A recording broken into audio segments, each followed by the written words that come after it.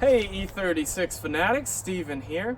Today I'm going to be talking about a few car buying tips and tricks that I've learned over the years between buying and selling and parting out cars. Now, if you're in the market for buying a used vehicle, you can buy it from a third party or you can buy it from a used car dealership. I feel like third parties, you have to be a little more wary about buying used vehicles from a third party. It helps if you're a little more mechanically inclined and know how to really look at the car and inspect the car yourself. And when you're looking at a used car, that's when pre-purchase inspections come into play. So me personally, I do the entire look through myself. But I've been working on cars for years. I take my scan tools and I know the different things to look for. But if you're buying an expensive used vehicle, and you are not mechanically inclined, I would strongly suggest that you have a mechanic do a pre-purchase inspection. Alright, so what if you don't want to get a mechanic to do a pre-purchase inspection? You don't want to pay all that money, you can do it yourself. Well, there's a few important major things to look for. There's a few questions I usually ask, especially third-party sellers. One of the most obvious things to do is to check your oil. Take a look, see what color it is. If the stuff's black, if it's really dark, then this guy hasn't changed the oil in a long time, and that's a decent indicator that this car isn't being well taken care of. So this vehicle that I'm looking at right now is a BMW. They're known to have coolant issues. So you want to take a look to see if there's been any obvious signs of any history of coolant leaks. So here's one on this E36. You see this white residue around the coolant reservoir? That is a sign that this vehicle has previously or is currently leaking coolant. There's other signs down here. You can see all this white residue. That's additional signs that there has been a coolant leak. Then the other obvious thing to do, take a look at your coolant reservoir, see where the water level is on the vehicle. If it's really low, then you know that it's pretty obvious that it has a coolant leak, an existing coolant leak. So another thing to take a look for on valve covers, sometimes you can see a little smoke rising, or you can actually see oil dripping out of the bottom of the valve covers over here. That indicates a valve cover gasket leak. Another thing to check, especially with older vehicles, suspensions start degrading a lot as the years go by. Even if you've got a car with only say 50,000 miles, it's a low mileage vehicle, but it's 10-15 years old. Well, with suspension parts, with those rubber components, it really doesn't matter how many miles the car has on it if it's got that age on it, because the rubber's going to crack and wear whether or not the car is driven. So with these E36s, E46s, what I would do before I went and test drove them is I'd push them up and down a little bit, and if the suspension is in decent condition, the thing won't bounce around like a boat. But if it's in rough shape, you bounce it once or twice and the thing keeps bouncing. You know that your shocks and your struts are probably blown. Another really important thing to do is know the vehicle you're looking at before you actually show up to check it out. But if you find a car that you really like at a used car dealership, it's best to go back home first and do your homework on that vehicle. For example, to look at an E36 or an E46 or really any 3 Series, I want to check out the coolant system like crazy, because the coolant systems on these vehicles are notorious for having problems after a certain amount of miles. I also know to look at any of the power windows, because BMWs, the 3 Series, are also known for power window issues after a certain amount of miles. My mother owned a BMW X5, and I didn't realize until afterwards that the 4.8 liter was known for valley pan gasket leaks, valve cover gasket leaks, and the reservoir cracking. So it's just good to kind of know what issues are common on the vehicle you're looking at, and to have an idea to specifically look for those kind of issues when you go out and check out the car. You have a code scanner. You can check the codes on the vehicle if there is any check engine lights on the car.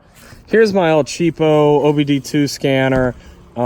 It'll do any car pretty much, but it doesn't give you that much information, and it's a real cheap one. Here's my higher end one. This isn't a high grade BMW scan tool, but understand that I pretty much only buy and sell and mess with BMWs. So it made a lot of sense for me to get a BMW specific scan tool. Very helpful if I'm trying to diagnose an issue on a vehicle or see kind of the condition of varying parts on the car. Another thing to do with used vehicles is to test out all your power windows, all the controls and electronics inside of the vehicle, the horn, the AC system. Test everything in the vehicle to look for and note anything that is not working and that's problematic. If you're looking at a convertible, test the convertible top, because when I first bought mine, I bought mine from a used car dealership. I didn't test it. It was in the middle of winter, so a convertible top, putting down the top wasn't on my mind. Came back home, tested it a month or two later, and it didn't work. All right, one other important thing about convertible top vehicles, when you open the door, take a big breath of air. Take a big whiff of the car. If you smell anything smelling like mildew, it's not necessarily an indicator you should walk away immediately, but that's a really good indicator that the convertible top is leaking, and it's been leaking for a while. We have several BMW convertibles at my house, and they all leak, so we have to put them in the garage, but sometimes we don't, and it very quickly can cause damage to the interior from the rain. So what about questions to ask people? So the first one I'll usually ask people is, what gas do you use in this car? And the reason I ask that is I'm usually looking for BMWs. They're only supposed to take 93. People who want to save money will put in 87, and the vehicles are not meant for 87 in the least. They specifically tell you that, and there's several reasons why. I've looked at a BMW before that ran like absolute shit, and I was trying to figure out why the car was running so badly, and I was looking through the car and everything, checking the codes, and I asked the guy, I'm like, what gas do you put in this thing?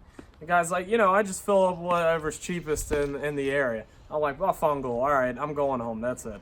Look at the inside, take a look, see if there's garbage shitting in there, see if there's smoking in the vehicle, if there's smoke stains and such in the vehicle. Okay, so one other question I always ask somebody who's a third party person, I always ask who's been driving the vehicle. Like, whose car is this? Is it your car, Dad, or is it your 16-year-old kid that's been driving the car around? If it's a teenager that's owned the car for a while, been driving it for a while, that's a big red flag for me not to touch the thing. The test drive. So whether you're buying a new vehicle or used, you always want to do a test drive. Used cars, you're looking for maintenance issues. You're looking for wear and tear and what kind of condition the vehicle is in. One of the big things that I mentioned previously, suspension. Hit some potholes, do some fast maneuvering, see how the suspension handles it. If it's really sloppy or, it's really bouncy, that indicates that you're going to need some serious suspension work on the vehicle. You're also going to want to check the transmission, how it shifts. So you're going to want to drive the thing from 0 to, preferably, you'll want to find the highway, get up to 80 miles an hour or so. Basically go through the gears and see how it, and feel how the car is shifting. A lot of times when the transmissions go out, what I've noticed on most vehicles is it goes out from first to second gear first. I got 2 vehicles like that right now. So look for that. You also want to try to get the car at a cold start. If somebody's already been driving it around, that's okay, but it's definitely better to look at these things from a cold start. Transmissions usually do better once they've warmed up if you got a worn transmission. Engine issues, you want to listen for any loud noises, any ticking, knocking, of course. And of course, what's a car without brakes? Hit the brakes hard at 1 or 2 stops, check that the brakes are working effectively, that they're not, that you don't have to pump the brake all the way down to the floor to get it to stop. And when you're braking, look for any shaking of the steering wheel, any shaking of the car. One last little tidbit, I know everybody says this, but I got to throw it in there. you know, whenever you're looking at a used vehicle, always negotiate. You know, it's any price you see is going to be negotiable on a car. So I hope this video helped y'all out. If it did, please like, comment, and subscribe. Y'all have a good one.